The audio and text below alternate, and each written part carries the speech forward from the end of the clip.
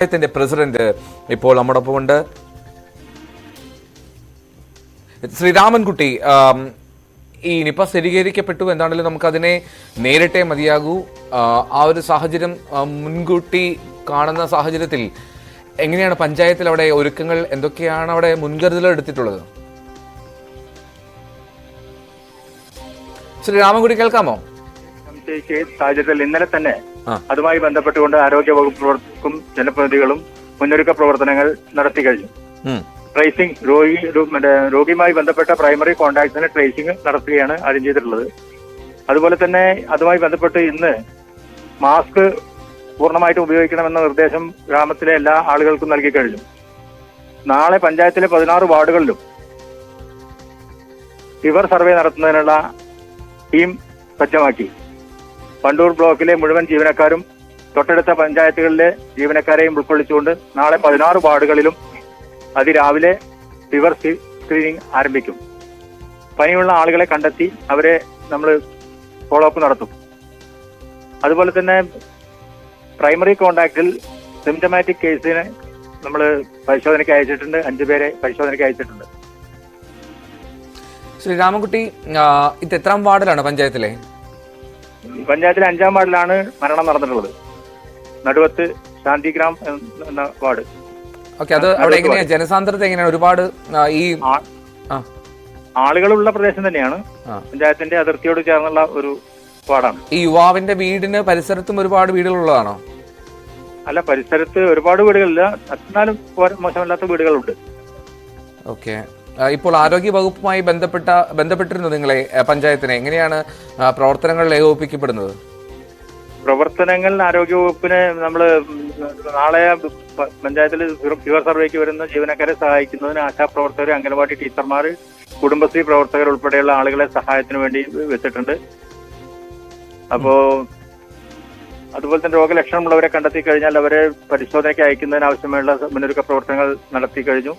DMO ഉൾപ്പെടെയുള്ള ആളുകൾ വന്ന കാര്യങ്ങൾ വിശദീകരിച്ചു. ഞങ്ങൾ യോഗം ചേർന്നു.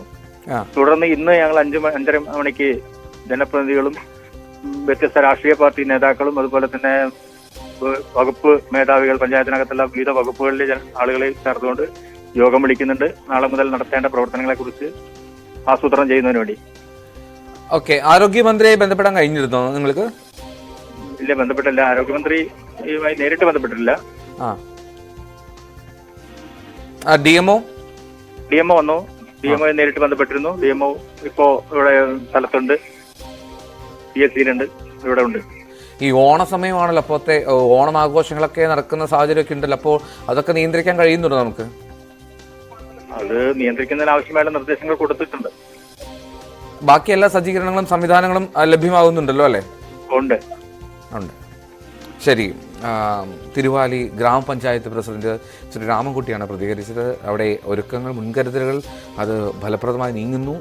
അതിൻ്റെ ശ്രമഫലമായി കൂടുതൽ വ്യാപനമുണ്ടാകാതിരിക്കാനുള്ള ശ്രമങ്ങൾ നടക്കുന്നുണ്ട് എന്നുള്ളതാണ് പ്രധാനപ്പെട്ട കാര്യം. അനുമോദ്, ഇപ്പോൾ ഈ പഞ്ചായത്ത് പ്രസിഡന്റ് സൂചിപ്പിച്ച പോലെ മോശമില്ലാതെ ആളുകളുള്ള ഒരു പ്രദേശമാണ് എന്നാണ് മനസ്സിലാക്കുന്നത്. അപ്പോൾ അതാണ് നമ്മുടെ ഒരു ആശങ്കയും. അപ്പോൾ അനുമോദ്, ഈ നമുക്ക് ചെയ്യാൻ കഴിയുന്നത് ഫലപ്രദമായി മുൻകരുതലെടുക്കുക, കരുതുക എന്നുള്ളതാണ്. അപ്പോഴും ഈ ആശങ്ക ജനങ്ങളിലേക്ക് പോകേണ്ട സാഹചര്യമില്ല. കാരണം നമ്മൾ നേരിട്ടിട്ടുള്ള ഒരു വിപത്താണ്, പലതവണ നമ്മൾ അതിജീവിച്ചിട്ടുള്ള വിപത്താണ് നിപ. ആദ്യം ബാധിക്കുന്ന ഒരു സാഹചര്യമല്ല ഇപ്പോൾ നമുക്കുള്ളത്. അപ്പോൾ അത്രയും ഭയപ്പാട് ജനങ്ങൾക്കും ഉണ്ടാകില്ല എന്ന് തോന്നുന്നു. ബോധവൽക്കരണത്തിന് കുറച്ചുകൂടി സാഹചര്യവും സാവകാശവും ഒക്കെ ഉണ്ട്. അപ്പോൾ എങ്കിൽ പോലും അവിടെയും നമ്മൾക്ക് കൂടുതൽ മുൻകരുതലെടുത്തേ മതിയാകൂ. ഈ പ്രത്യേകിച്ചും ഓണ ദിവസങ്ങളാണ്, ആഘോഷത്തിൻ്റെ നാളുകളാണ്, പൂർണ്ണമായിട്ടും ഈ ബന്ധുവീടുകളിലൊക്കെ ആളുകൾ പോകുന്ന സമയമാണ്. അപ്പോൾ അതാണ് ഒരു പ്രശ്നം. ഈ സമ്പർക്ക പട്ടികയുടെ ഒരു വലുപ്പം അത് എത്രത്തോളമാണെന്ന് നിശ്ചയിക്കാൻ കഴിയില്ല. ഈ ആരോഗ്യരംഗത്തെ വിദഗ്ധരൊക്കെ എങ്ങനെ ഇതിനെ കൈകാര്യം ചെയ്യണം എന്നാണ് പറയുന്നത് അനുമോദൻ?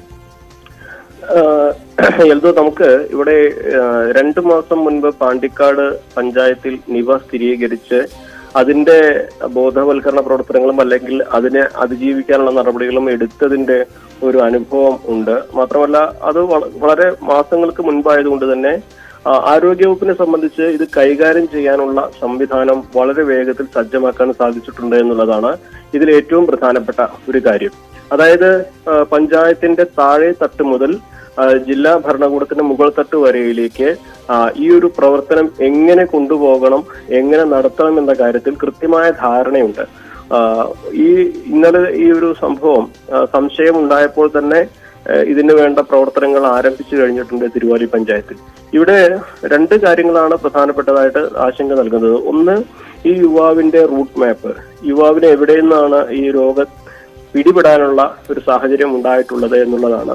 ഈ യുവാവ് ബാംഗ്ലൂരിലാണ് പഠിക്കുന്നത് എന്നതുകൊണ്ട് തന്നെ കേരളത്തിന് പുറത്താകാം ഈ ഒരു രോഗത്തിന്റെ ഉറവിടം എന്നുള്ളതാണ് പ്രധാനപ്പെട്ട ഒരു നിഗമനമുള്ളത്. രണ്ടാമതായിട്ട് ഈ യുവാവ് എവിടെയെല്ലാം പോയിരുന്നു, യാത്ര ചെയ്തിരുന്ന ഇടയ്ക്കൊക്കെ പലയിടങ്ങളിലും എന്നാണ് അറിയാൻ കഴിയുന്നത്. അങ്ങനെയാണെങ്കിൽ ആ യാത്രയുടെ ഹിസ്റ്ററി, യാത്രയിൽ ആരെല്ലാം കൂടെ ഉണ്ടായിരുന്നു, ഇതിൽ ആരൊക്കെ കേരളത്തിൽ നിന്നുള്ളവരുണ്ട്, അങ്ങനെ വിശദാംശങ്ങൾ കൂടി അന്വേഷിക്കുന്നത്. ഇപ്പൊ മലപ്പുറത്തുള്ളവർ ആ യുവാവിന്റെ കൂടെ ബാംഗ്ലൂരിൽ ഉണ്ടായിരുന്നില്ല എന്ന പ്രാഥമിക വിവരമൊക്കെ നമുക്ക് ലഭിച്ചിട്ടുണ്ട്. അത് പക്ഷെ ഇവിടെ എത്തിയതിന് ശേഷമുള്ള കാര്യങ്ങൾ മാത്രമാണ് ഇപ്പോൾ ഇവിടെ ഈ തരത്തിൽ പഞ്ചായത്താവട്ടെ ആരോഗ്യവകുപ്പാവട്ടെ ആ തരത്തിൽ ചെയ്യുന്നത്. പക്ഷെ ആ യുവാവിന് രോഗം പിടിപെടാനുള്ള സാഹചര്യം കണ്ടെത്തലാണ് ഏറ്റവും പ്രധാനപ്പെട്ട ഒരു വെല്ലുവിളി. അത് ബാംഗ്ലൂരുവിലായിരുന്നു യുവാവ് എന്നതാണ് ഇതിൽ ഏറ്റവും പ്രധാനപ്പെട്ട ഒരു പ്രശ്നം.